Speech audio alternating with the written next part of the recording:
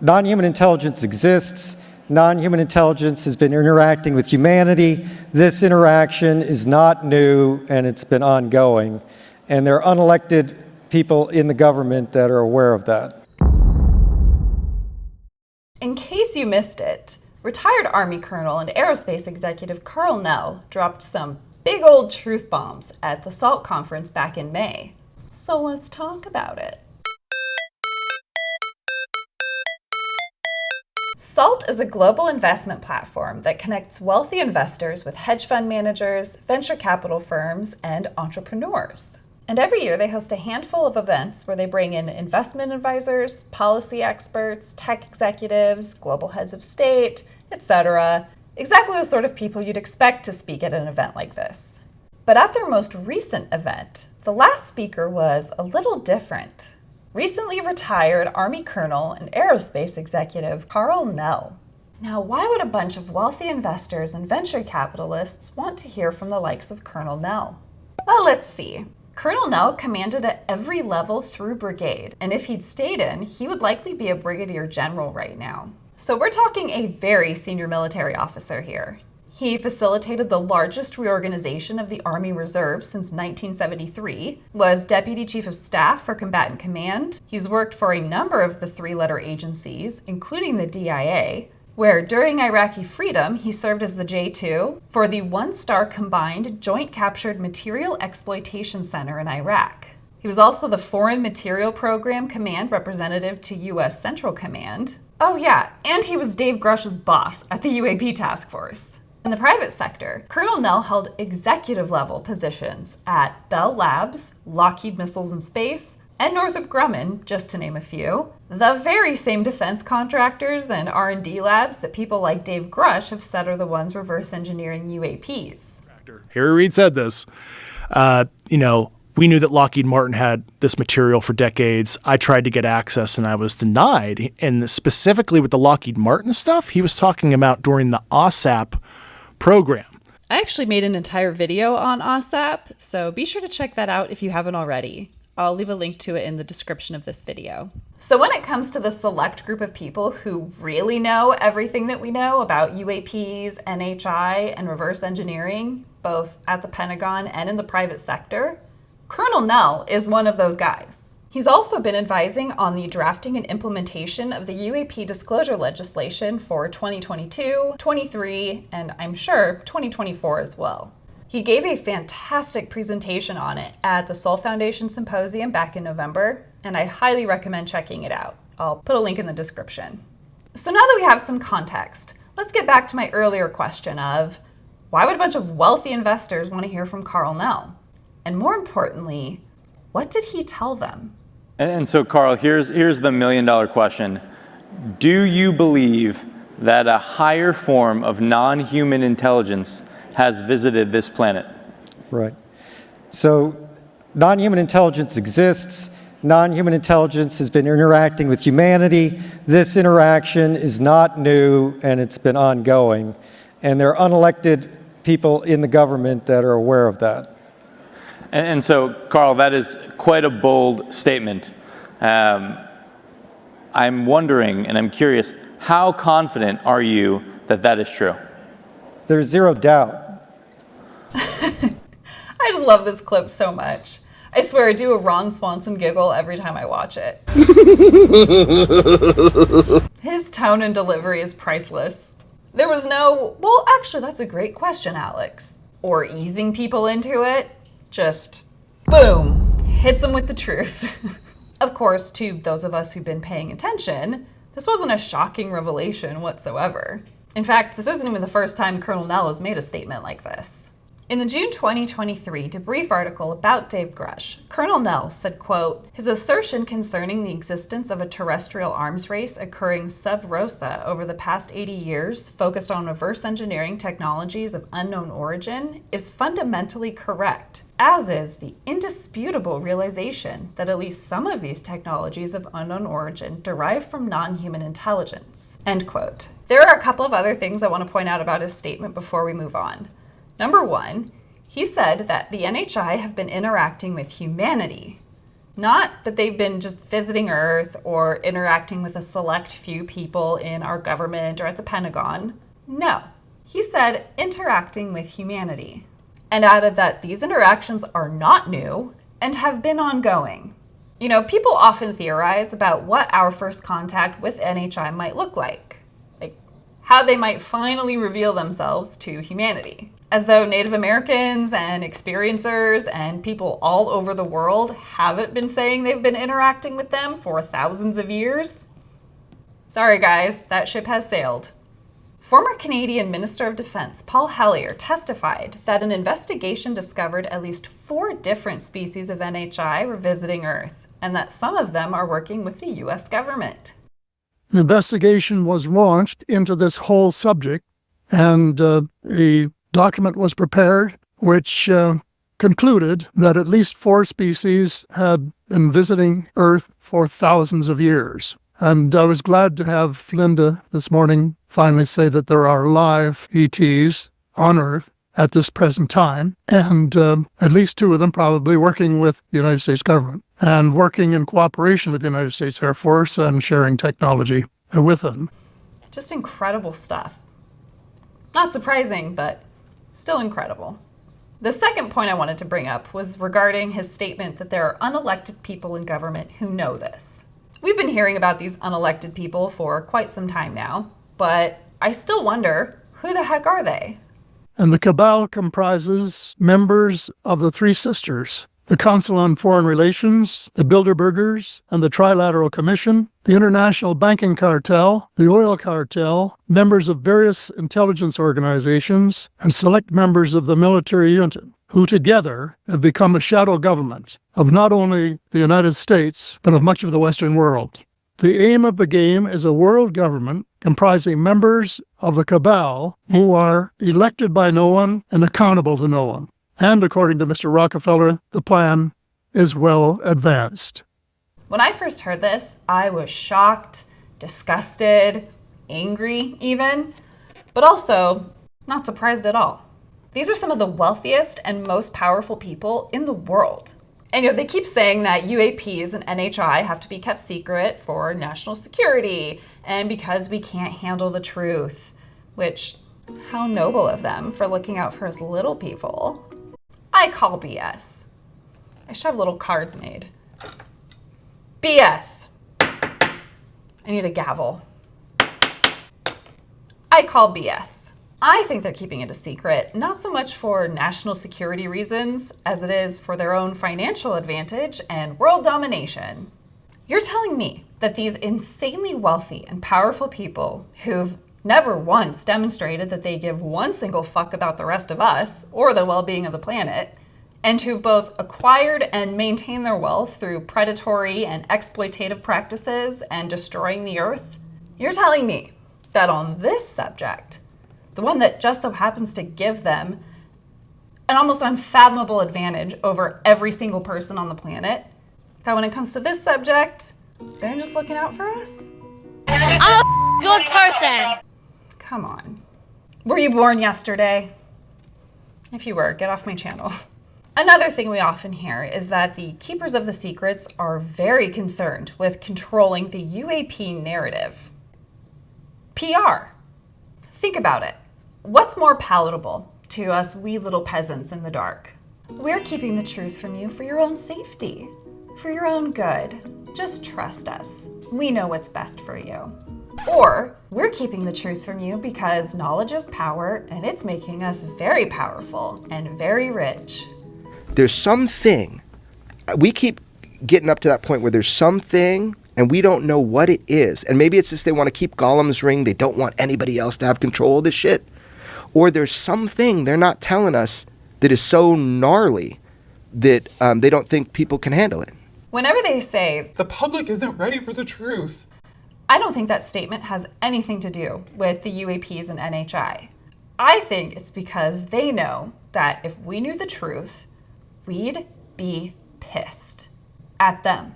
The peasants would revolt and demand their heads on a stake.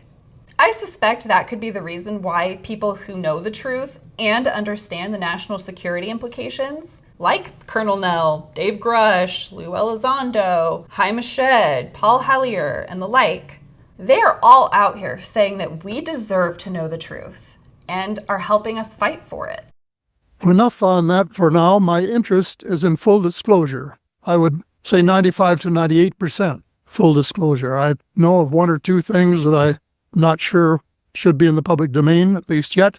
I think that tax-paying citizens are quite capable of accepting the new and broader reality that we live in a cosmos teeming with life of various sorts. Let's continue.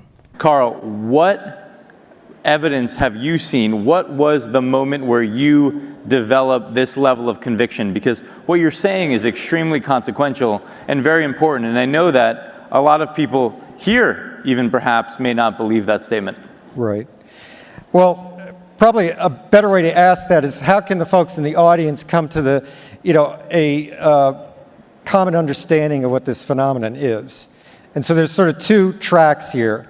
One is from first principles, and another is actually from the data. So let's take a look at the data. So we can look at some folks that have very high level access to information, like Paul Hellyer, who is the defense chief for Canada, has come out and said the same thing. We can look at Haim Eshed, the head of Israel's, or former head of Israel's Space Force, has said the same thing. Chris Mellon, Deputy Assistant Secretary for Intel, SAPCO, has essentially said the same thing. Lou Elizondo has said the same thing. David Grush has said the same thing. David Grush cleared for presidentially level material. So you're looking at people that are in a position to know this, and they're telling you the same thing. You could take a look at the Gang of Eight in the Senate and in Congress. So there's two members of the Gang of Eight, Marco Rubio and Senator Chuck Schumer, that signed up to the UAP disclosure amendment last year that basically said they're not being told the truth and we need to push forward on that. So that's sort of an overview of some of the data. From a first principles standpoint, what's so unusual about this realization?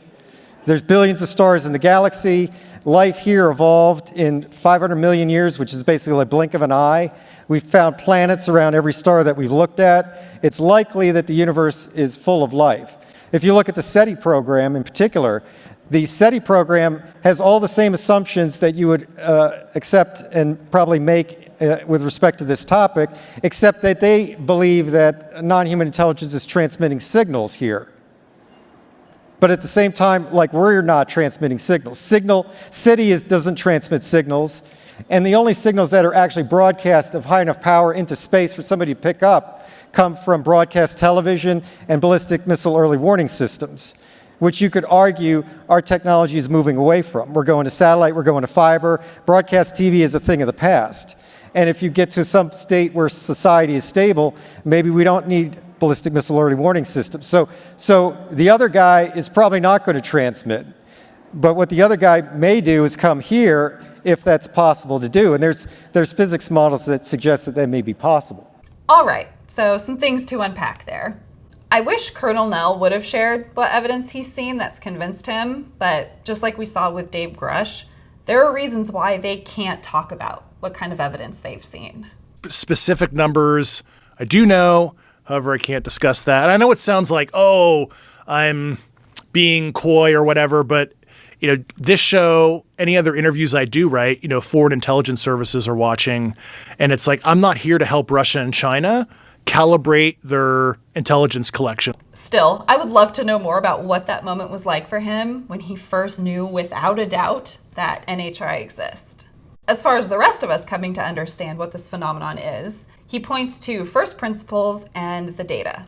I'm sure there are some people out there who aren't happy that the data he cited was just statements made by other high-level people in the know, but at this moment in time, that is the best evidence that we, the public, have regarding NHI.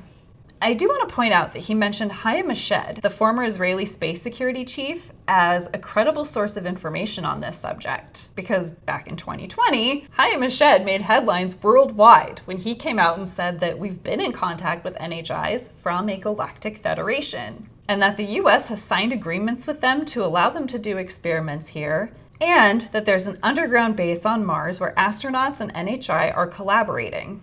So there's that. Does it ever get annoying that we live in a pretend world? Oh, maybe we'll get to Mars one day. Bitch, we've been there. And I already know there's going to be comments from some people saying that these people aren't credible or just counterintelligence and like, okay.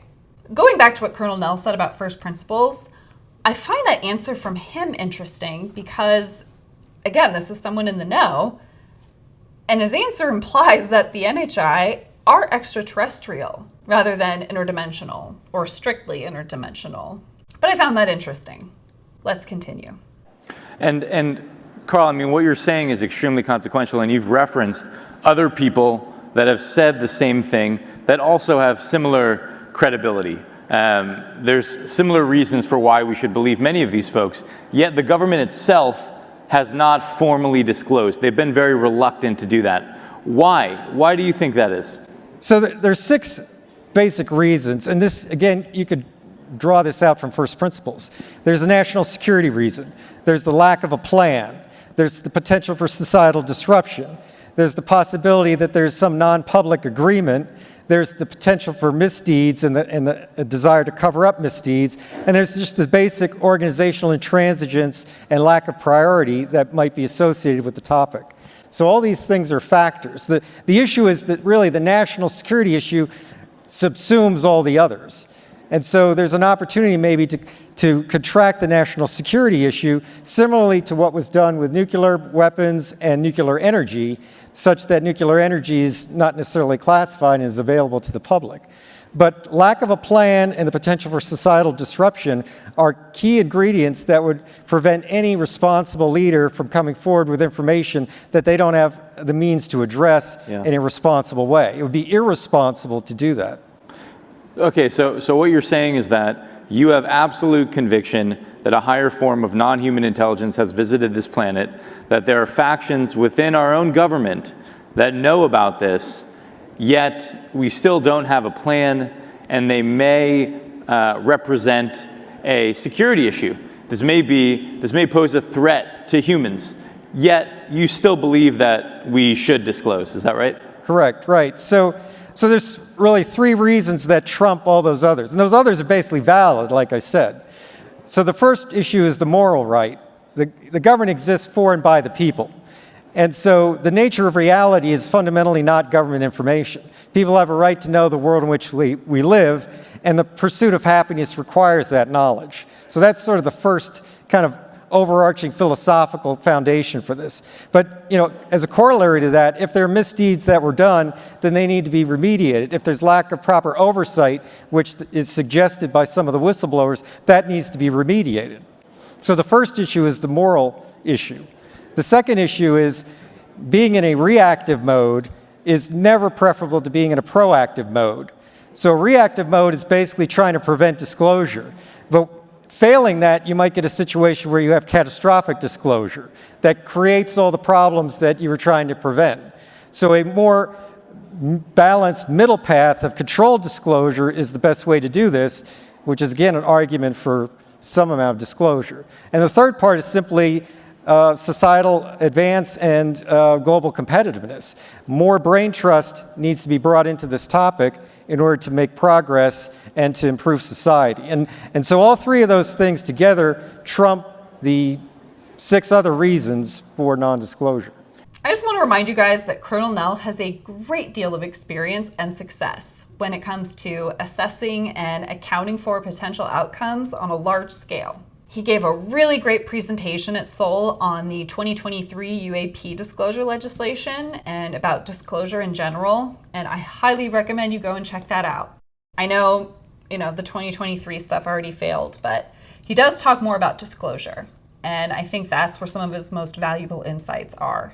He points to 6 basic reasons for non-disclosure, the first being national security. There's also lack of a plan, potential for a societal disruption, possibility of a non-public agreement, like the sort that Chaim Ashed referred to maybe, potential misdeeds and desire to cover them up. Grush had stated to myself, Representative Burchett, and another member on the phone that there were people that were hurt hiding this information and keeping this information safe and or trying to come forward with this information. What I can tell you is I believe that claim after now leaving. And basic organizational intransigence and lack of priority. And he makes a great point about the lack of a plan and potential for societal disruption being enough for any responsible leader to not disclose when they have no way to address it.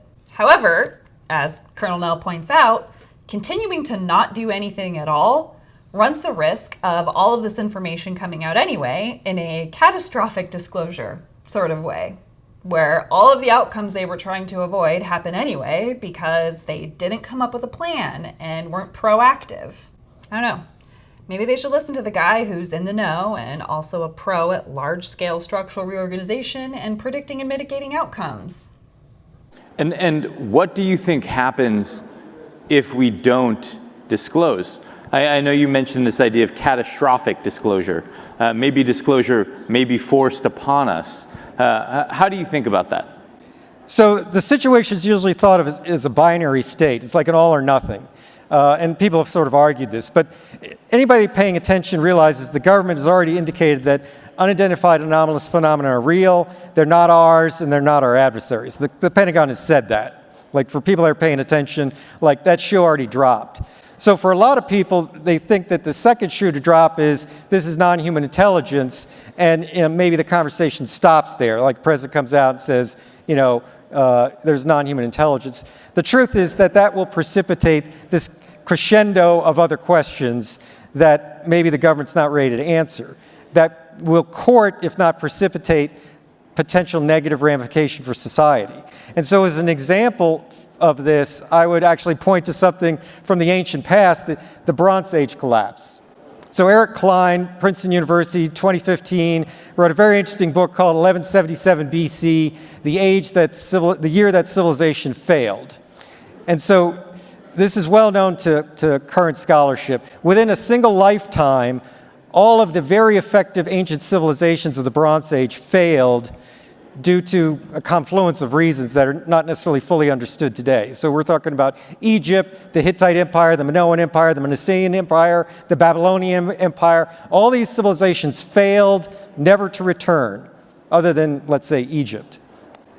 And so these were highly sophisticated civilizations with highly developed infrastructures, highly developed administrative states. They were globalist, in a sense, very similar to today in terms of the known world, the known Near East. They were economically interdependent. They had both diplomatic ties and commerce ties. And yet these civilizations failed in a single lifetime because of stressors that these civilizations collectively could not address within the time frame. And so if we look at our society today, one might argue that it's similarly fractured, similarly under economic stress, similarly under cultural stress as well, fractured and fragile diplomatic situation. It mirrors very much this scenario. Yeah. And so for a responsible decision maker, that is certainly a factor. This is an interesting response from Colonel Nell. He's saying that, number one, the U.S. government and the Pentagon has already disclosed that UAPs and NHI exist. One indicator of this was the 2023 UAP disclosure bill. First, what is the Schumer Amendment? Well, 10 years ago, probably the Schumer Amendment would have been viewed as UAP UFO disclosure. If you read this language, it's almost insane to read because they know that there are these programs. They use the term non-human intelligence in that legislation 26 times. I mean, it's astonishing. So the language that they put into these is all people need to know because they wouldn't fabricate this out of thin air and they wouldn't spend resources on creating this language if they didn't have more than a good suspicion that we have this kind of tech and that we're trying to reverse engineer it. Yeah, look at this. The federal government shall exercise eminent domain over any and all recovered technologies of unknown origin and biological evidence of non-human intelligence that may be controlled by private persons or entities in the interests of the public good. Wow. Yeah, dude. The fact that that is in that paper is crazy. It's just wild seeing that language. Yeah. It just does not seem like they would put something like that in there unless they knew something. Yeah, exactly. Members of Congress have a finite number of bills that they can propose in any given year. They're not going to waste time and manpower drafting legislation that's based on nothing. I mean, maybe the small ones do, trying to make a name for themselves, but not the Senate Majority Leader, not Senator Mike Rounds, not the Gang of Eight. It's also very telling that Mike Turner, and whatever other Mike that was, whose jurisdictions happen to be Wright-Patterson Air Force Base and Huntsville, Alabama, and who defense contractors donated the most money to, okay, out of all of the congressmen that they gave money to, they gave the most to these two guys. Were the ones to cripple the legislation in the House and successfully fought to remove some of the key provisions. Like, for instance, the one that would have required, among many others, private companies to hand over all of their UAP-related material to the US government under eminent domain. If there was nothing to this, why would they pay so much money to remove provisions like that one? He also points out that if the president were to come out tomorrow and say, yes, NHI is real, that would set off a crescendo of questions we'd all have that the government either doesn't want to answer or can't answer. And it's just a recipe for catastrophic disclosure. And while I have complete confidence in Colonel Nell's assessment, I wonder if it'd really be that catastrophic. Because, number one, the American people's trust in our leadership is so very low. Oh, it's just tragic. So, depending on who's in office, roughly 50% of Americans aren't even going to believe what the president says anyway. And number two, I think that most people don't want to have to incorporate this idea that NHI is real into their framework of reality.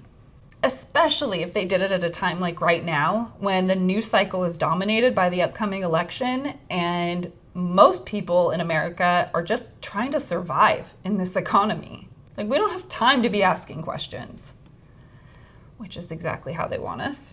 But what do you guys think? Do you think enough people would press for more answers to where it'd actually require the president and US government to respond? So for a responsible decision maker, that is certainly a factor. And so I guess when you say that, are you implying that perhaps we as a society may not be ready for disclosure?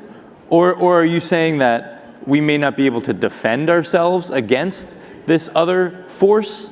So there's sort of different viewpoints on, whether people are ready to, deal with this phenomenon.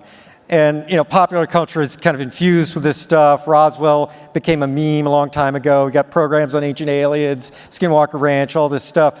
I guess I would draw an analogy, though, for people that believe in a certain faith tradition, whatever that faith tradition is, and hold to that and subscribe to that in a very serious and devout way, and sort of pose the question, even for folks of that ilk, and I would count myself as one, if you're confronted with the reality of your religious belief system, like the reality of the metaphysical, an angel, a messenger from God, what have you, that's going to be a sea state change in your way of dealing with reality, right? Even though you already believe it, right? So it's one thing to believe and it's another to know.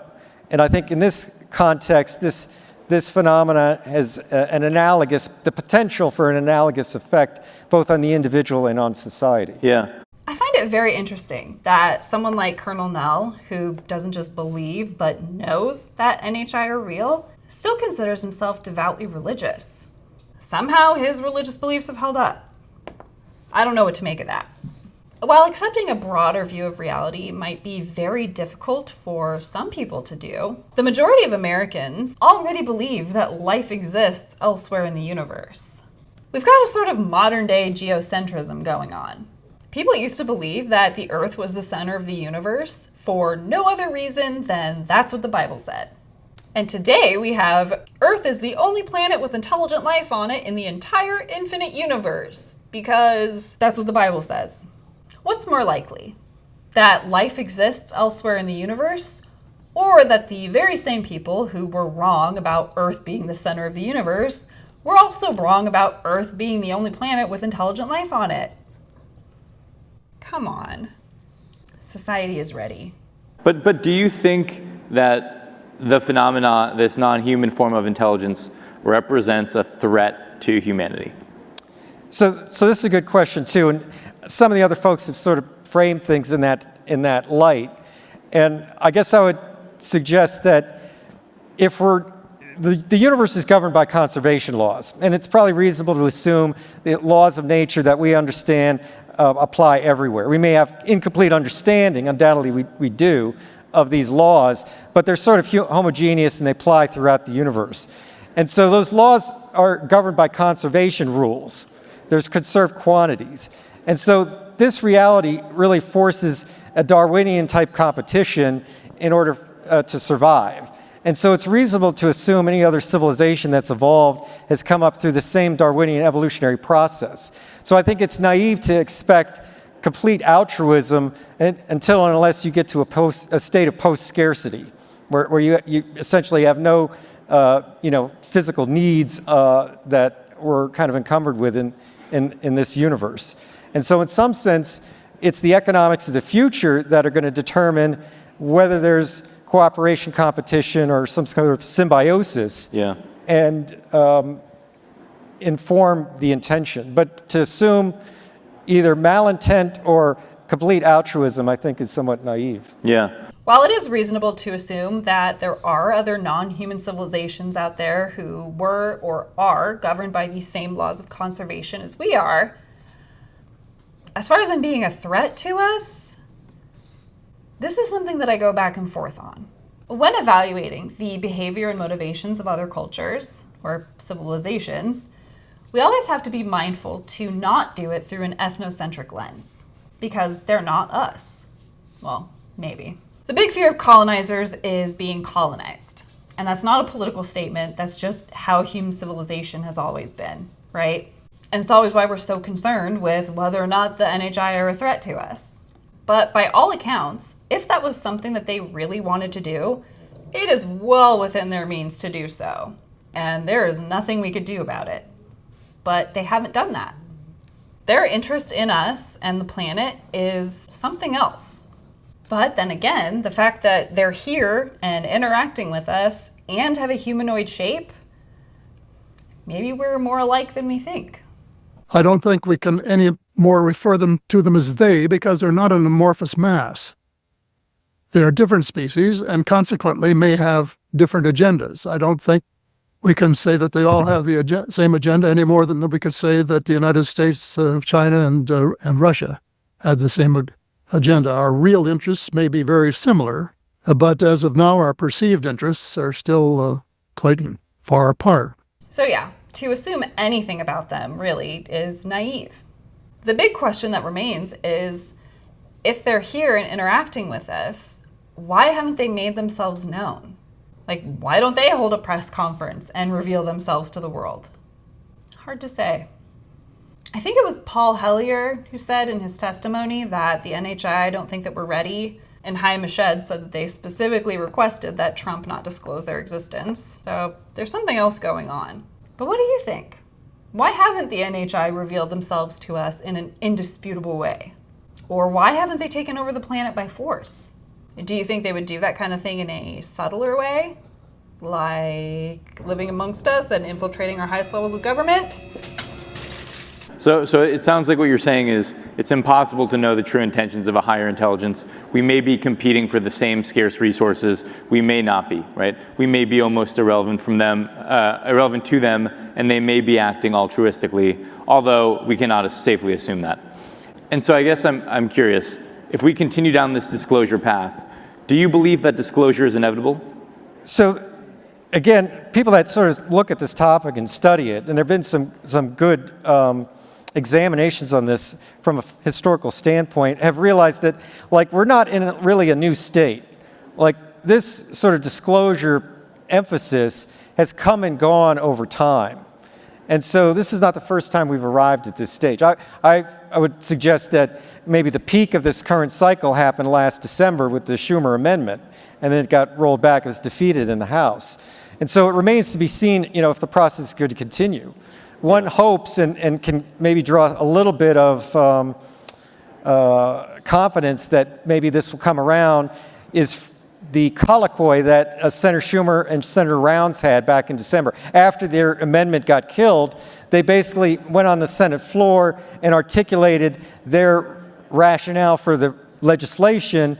And I think Senator Schumer, to quote him, almost said it was a travesty that this did not pass. It's beyond disappointing that the House has refused to work with us on all the important elements of the UAP Disclosure Act during the NDAA conference. It is really an outrage the House didn't work with us on adopting our proposal for a review board, which of course by definition here is bipartisan in the Senate. Now it means that declassification of UAP records will be largely up to the same entities that have blocked, obfuscated their disclosure for decades. So this is, you know, a bipartisan colloquy on a topic that I guess most people would probably consider fringe, and yet these two senators felt the need to do that and to double down on their desire to see this through. Yeah. So hopefully we'll see maybe a reintroduction of some version of that this summer with the goal of maybe putting it into the NDAA by the end of the year. Do you think that it's imperative that the United States leads on the disclosure efforts? So this is an interesting question too, because this is a global phenomenon and it's affecting other countries just like the United States. The reporting on this is clear over decades. Other countries have reported this stuff. And not only that, you know, the Vatican has come out and made statements that reference or tangentially reference this topic. So organized religion has a say in this topic as well. So it's really a whole of planet, whole of humanity problem. And so the U.S. has got its role to play, but these other countries have their role to play, and it would behoove us to recognize that you know, U.S. action could be preempted by another party, and it would be probably more conducive to work collectively. Yeah, I mean, I think the one thing that I don't fully understand that I'd love to get your thoughts on, Karl, I mean, if we assume that a higher form of non-human intelligence has been visiting this planet, if we assume that some of the statements made by folks like Dave Grush are true, that we have crash materials, and if we assume that those craft that we may have exhibit characteristics that defy our current understanding of physics, it would seem that that technology would provide an incredible strategic advantage to whatever nation ends up reverse engineering it first. And so, to me, that would imply that there is a race happening to reverse engineer this, and that this topic would be a top priority. Do you agree with that? So I think some of what you say is a reasonable conclusion to be drawn, and I've suggested something similar in past statements. The point here, though, is to go from a pre-disclosure to a post-disclosure world, maybe two stable states that are separated by an unstable middle ground. And so how you make that transition, again, you know, bespeaks to the concern about this catastrophic disclosure. And this has come up in sort of arms regulation too. Mutually assured destruction, however much we don't like it, is sort of a stable kind of, you know, geostrategic regime. You know, the Reagan era defense shield idea is also a very stable scenario, but to go from one to the other is very unstable. Yeah. And so this topic sort of mirrors that. I'd love to know more about what he thinks that unstable middle ground that gets us to a post-disclosure stable ground looks like. Yeah, and I know you and I were talking earlier about this idea that in order to really understand the phenomena, it's likely that we have to further our understanding of reality itself. And I guess I'm wondering, I can imagine a future where we acknowledge and we know that there is a higher form of non-human intelligence, yet we still don't truly understand the phenomena. We still don't truly understand reality. And so I guess I'm wondering, do you think that we'll ever truly understand what's going on? Or if part of the game, part of the journey, part of life itself is operating in an environment where at least part of it is fundamentally unknowable to us?